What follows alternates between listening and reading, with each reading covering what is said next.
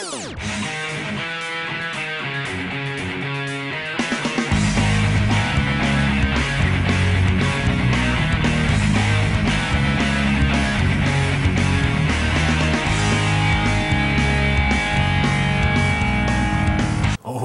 I have been waiting to get my hands on this one. Attack on Titan, the latest anime sensation that's sweeping the nation. Essentially, it's a show about the last of humanity being surrounded by these giant monstrosities called, obviously, Titans that are basically massive humanoid creatures with no junk that exist solely for the purpose of eating humans.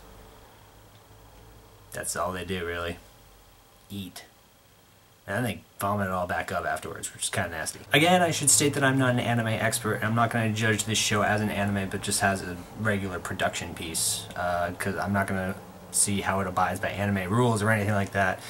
Just raw reaction, mostly. I was very hesitant to get into Attack on Titan because A, like I said, I'm not a huge anime guy, and B, after Evangelion, I did not want to see another, what I thought would be like a psychological kind of anime again, because yeah, I still wasn't recovered. But I was forced, I mean encouraged, to watch Attack on Titan, and it took about 7 months, but I finally finished it the other day, and yeah, here I am with it. Character-wise, there's a bit of an interesting dynamic with its characters in that you got a few different personalities kind of meshed together. You got your brave characters, your kind of scaredy cat kind of characters, I guess. Attack on Titan is unique in that I've never really seen an anime pull off that soldier brotherhood thing quite as well. There's a very Band of Brothers-esque kind of vibe to this show and the interactions between the soldiers, and it's probably one of my favorite things about it is that those moments when the soldiers are just interacting with one another. And with such a diverse range of characters you got going on here, you get some very interesting reactions. But while there are kind of like cliques, like you can pair one character with another and you know they work really well, everybody pretty much interacts with everybody, which is really nice to see and kind of shows where not everyone does that. Usually people kind of stick with their own crowd, I guess. And it really is that feeling that, you know, they're all really kind of in this together and they all kind of have to band together because they're all each other has. At the same time, a few characters really do kind of get shafted. Most of the trainees after the Trost arc really kind of fade more into the background, and by the last act, most of them aren't even in it. So hopefully they'll get more screen time, I don't know. Animation-wise, this show falls on kind of two different levels. There are the moments where there are like these massive battles going on, blood flying, bodies going everywhere, and the animation is gorgeous. They implement this thing, the three-dimensional movement gear, that pretty much defines the action style of the show and really kind of lends more creative fight choreography to the anime, and it really leaves some beautiful moments, some really cool kick-ass scenes come out of this show. And then there are some really weird animation choices, like sometimes characters aren't defined very properly, faces are really weird, like there are moments where you can tell the budget wasn't there for it. One thing that I heard a lot of going into the show is that it's almost Game of Thrones very like, but really the deaths in this show are really kind of predictable. Most of the main characters you know are probably gonna be okay, and even the ones that aren't, you can kind of see them coming. Well, except for one of them really, but that's a different issue. Another thing you'll hear is that all the deaths are really heartbreaking, but really none of them really hit me that hard, because for as wide a diversity of characters as there are, most of them don't really get a whole lot of time to really grow as characters. A lot of them are named and have faces to them, but are killed off rather quickly. And I don't really care for the majority of them. I mean, Marco's kind of annoyed me, because you don't really know what happens to him, but other than that, I didn't really feel saddened by any of the deaths. At least. Not most of them. Yeah, Gunther, dude, I don't think that's Levi. Oh! Oh! Oh! Okay, yeah, I don't think a head is supposed to turn at that kind of an angle. Oh boy. Alright, we almost got this. Alright, just go right for the neck. Go right for oh, shit! Oh! Oh, Oh, he's gonna be feeling that one. Oh my God, she bit him in half. Oh no. Petra? Petra, pull up. Petra, get out of there. No, stop focusing on the eye. You gotta move. She's going right for you. Listen to your team and get. Why did you move? Oh my God. Yeah, kick her ass, Aro. Show her how it's done. You're right in there. Money shot. Oh, what? Bull. Bull. That is No, Aro. God damn it. This was going so well. This was. What the f? Sleep well, you beautiful angels. Sleep tight. Well, anyway, the biggest issue I have with Attack on Titan, and I've said this a lot, is the pacing.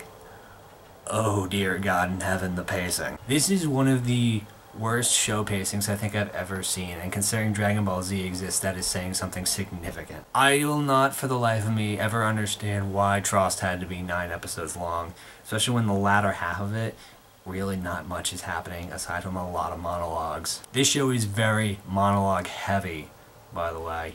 A lot of inner monologues, a lot of speeches. It feels like just a lot of padding, really.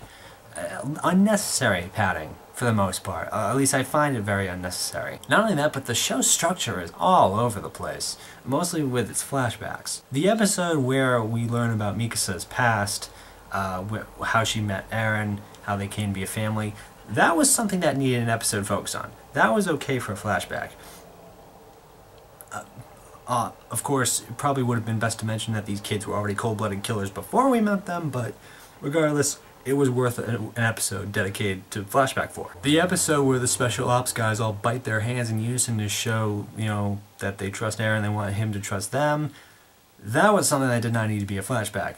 That was something that could have fit into the normal timeline, and I don't see why they really need to tell that in flashback form. They do this a couple times, and it's a weird choice. I mean, I understand the necessity for flashbacks, but if they don't really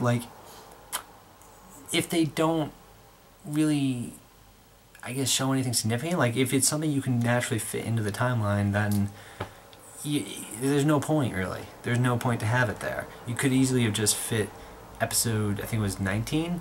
19 could have just been fit during the staging period before they were going out. Obviously, my main issues with the show is how it's been structured, and that's really the only main complaint that I have with it. And also that it kind of puts way too emphasis on having like a Walking Dead, Game of Thrones style kind of body count, I guess, which it does, but it doesn't, because main characters are still alive and kicking with no real fear of being killed off anytime soon. Another big character thing I guess I can mention is that at one point Eren gets eaten. The main character does get eaten. And it's interesting because it's weird to have a main character just kind of die like that. And I actually wouldn't have minded seeing him actually being dead, and seeing how like maybe Mikasa take forward and it be her show. But then Eren comes back and it's revealed he can actually turn into a Titan, which is kind of weird. Well, I mean, it's not really weird, it's kind of predictable, really. No, okay, it's not weird, it's not predictable, it's just, it's been done before. It's not really original, I guess. And mostly because there's a big mystery surrounding it that I don't think will ever get answered anytime soon. I don't know where I'm really going with this. I guess it's just that I wouldn't have minded if Eren had stayed dead. I mean, it was a cool twist. Kind of annoyed me, but it's okay, I guess. But I wouldn't have minded seeing it actually, you know, get a pair of balls and just kill him off completely. Overall, do I like the show? Yes. Am I in love with it? No. The story at its core is basic and borrows heavily from cliches from other stories, but it also has that underlying tone there that there's something else going on, something that's not directly seen, something that we can only really guess at right now, and I really want to see where they go with it. As much as I did kind of bash on the characters earlier, I also am really interested on it because some of them really go through some arcs. Like Jean goes from being this complete asshole douchebag that nobody likes who just wants to be safe to going to be a real kind of reliable soldier, and I kind of want to see more evolution like that from other characters. It's a fun show. I don't have it on the same pedestal as like Soul Eater or Digimon, but I don't have it anywhere near Evangelion or Elfen Lied. It's a show that I would willingly rewatch again if I had the chance to. And when the dub is out, I probably will rewatch it. But it doesn't set my world on fire like it does a lot of other people. But it's definitely worth a watch. Whether you're a guy who likes dubs, you want to wait till the dub comes out, that's fine. Or if you're okay with subtitles, it's on Netflix, it's on Hulu, it's on Crunchyroll. You can watch it pretty much anywhere. And yeah, that's that. So hope you enjoyed that, and I'll see you guys next time. Peace out. If you enjoyed this video, give it a like, a favorite, subscribe to the channel, post it on Facebook, Twitter, Tumblr, Google+, Reddit, something awful, spray paint on buildings, make a flag of it, get it tattooed in your forearm, get it branded into your forehead. This is Six Look Productions saying keep the spirit of the movies alive.